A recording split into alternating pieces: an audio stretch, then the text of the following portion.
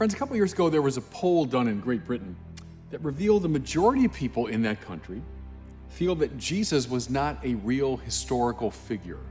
He was more of a mythic character. Mind you, this is in the land of Edward the Confessor and Thomas More and John Fisher, Edmund Campion, John Henry Newman, and G.K. Chesterton, all of whom I guarantee you are rolling their eyes in heaven at this finding. Because the historicity of Jesus, that's the technical term, the fact that he was a real historical figure, is of central importance to Christianity. There are all kinds of spiritual systems that trade in mythic language, that are kind of legendary, that use certain literary texts that bear a spiritual truth. And as Jerry Seinfeld would say, there's nothing wrong with that. I mean, I like the myths. I like legends that carry a spiritual truth. I like poetry that conveys timeless spiritual insights. Great, great.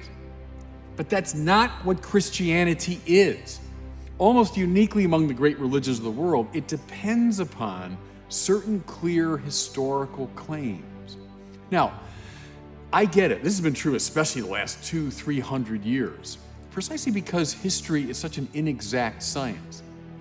It's because I can't reproduce the data of history and do an experiment on them. I can't go back and verify what happened to Abraham Lincoln and what happened to Julius Caesar.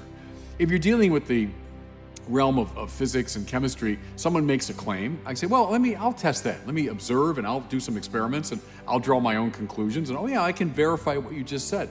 Great, but history can't be that way. So there's always a level of, inexactitude, incertitude when it comes to history. Well, this fact has led some Christians, both Protestant and Catholic over the centuries, to say, let's bracket history. Let's not focus so much on historical fact as on the great spiritual truths being conveyed by these Christian texts. Indeed, go back long before the last couple hundred years, go back to the ancient Gnostics are making similar claims. But everybody, trust me when I tell you, the founding texts of Christianity do not allow this path of interpretation. They do not permit Christianity to devolve into a mere mythic system. First Christians were intensely interested in history. Now, let me tell you why now. I'll say more about it in a second. They were convinced something had happened. They weren't trading again in timeless spiritual truths that any wise person could access in principle. No, something happened. We're in the season of Advent, right? Adventus, he came, something happened, something broke into history, and that's what makes all the difference. And they wanted to share that with us. Now, a really good example is the Gospel of Luke. We're reading all this liturgical year now from the Gospel of Luke. Unlike Mark, who wrote a very rough and ready Greek, Mark was certainly not someone who was a native Greek speaker and writer and wrote in a kind of a plodding, straightforward way. Even Matthew, they think Matthew was originally in Hebrew or Aramaic and then was translated, and it sort of bears the marks of that. But Luke and John are both very good Greek stylists. They're operating at a higher literary level. And I wanted to read something to you. We never hear this in the liturgy, but it's the opening paragraph of the Gospel of Luke, in which he tells us precisely what he's doing. And I want you to listen to this.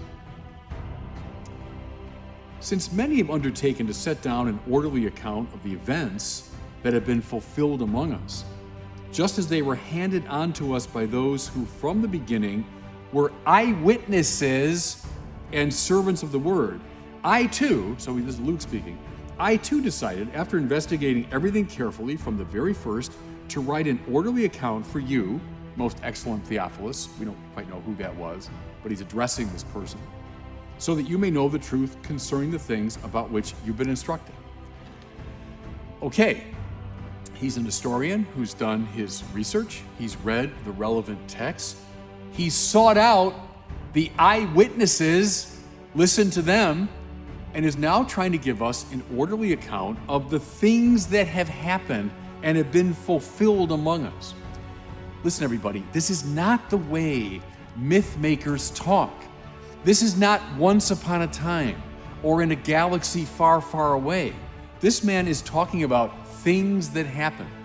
I'm ranting here a bit, I apologize, but when I was a student years ago, you heard so often the claim that, the Gospels, they were written long after the time of Jesus, and so they're mostly about the communities that produced them, and it's mostly the mind of the author. What really happened with Jesus? Well, who knows about that? Nonsense. Let's say the earliest Gospel, they speculate Mark, written around the year 70, Luke maybe 10 years after that. What if I were sitting down right now to write a definitive history of the JFK assassination, now almost, 60 years ago? And I said, look, I've read all the books, I've read all the articles, all the research.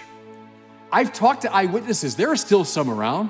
I spoke to a priest from Dallas some years ago who was a teenager in the parade that day when JFK went by. There are people still around who were eyewitnesses. Would you say I was writing a book of mythology? That I was writing a book of legends that had nothing to do with historical fact? No. You'd say this guy is a responsible historian. So Luke is writing history as well as he can at that time, because it matters that these things happened. Adventus, something happened, someone came, right? Now, this brings me to our gospel for today, and I want to read you this extraordinary passage with what I just read in mind. It makes perfect sense.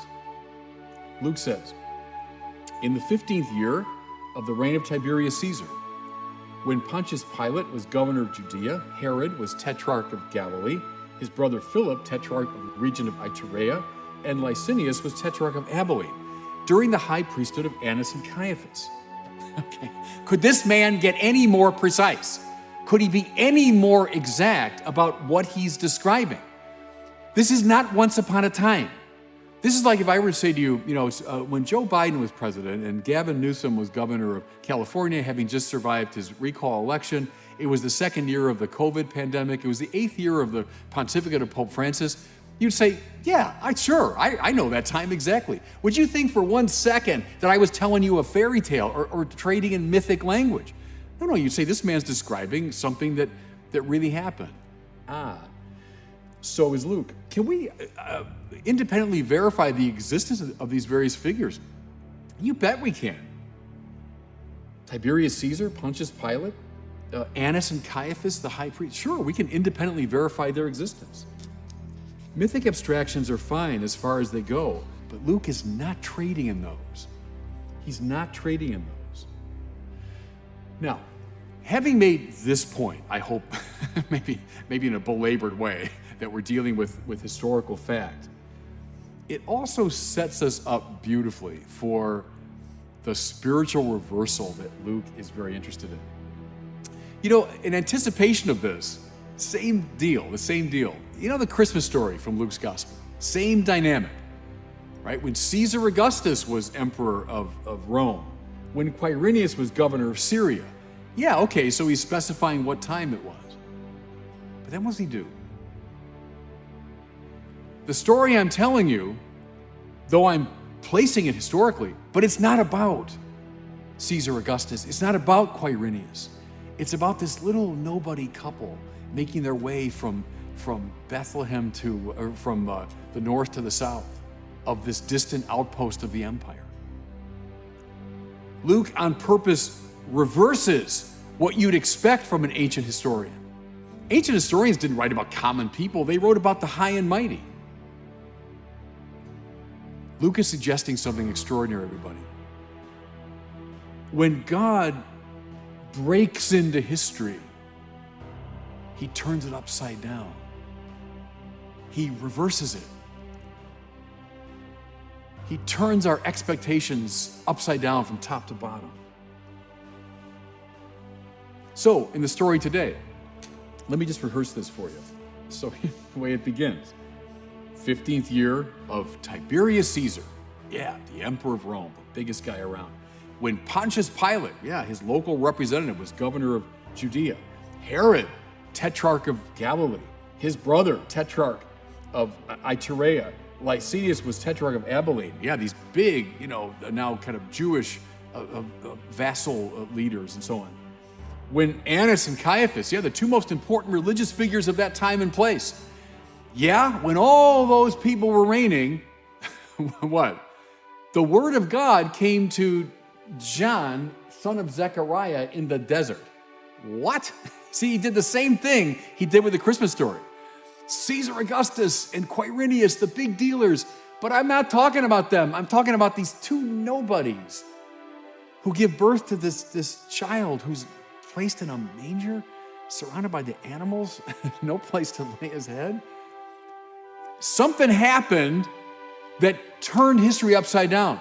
So all these great figures of church and state, but the word of God came not to any of them, but to John, the son of Zechariah, this nobody out in the desert? Who'd be out in the desert? God works in weird ways, everybody. He breaks into time and space and history. Why? In order to redo them. Has history gone off the rails? You bet. Call that the history of sin. Is it often summed up precisely in the high and mighty people? Precisely in all these people that we look at and we look to and we admire and we take seriously? Yeah, they often sum up what's worst in the world. And so when the Word of God breaks into time and space and human history, it does it in a way that turns everything upside down. Where, by the way, is this great story going to reach its climax?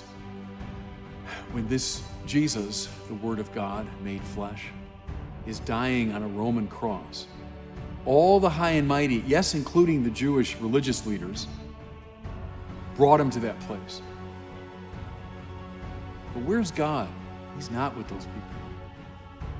He's not with the ones that we look to and admire, but rather he's there, that criminal dying on a Roman cross. That's where he is. You see the danger, everybody, in turning Christianity into a mythic system? The high and mighty of the world breathe a sigh of relief. You see what I'm saying? Oh yeah, one more harmless religious story. But when you say, no, we're not dealing with myths here. We're dealing with something that happened. Something happened. Someone came. That means the high and mighty, who are often embodiments of sin and injustice, they start trembling in their boots because it really happened. God broke through in a way that reworks everything, that turns everything upside down. That's why the story that people like Luke is telling matters so much. That's why it matters that he's a careful historian, recounting for us a real adventus, something that came and happened in history. And God bless you.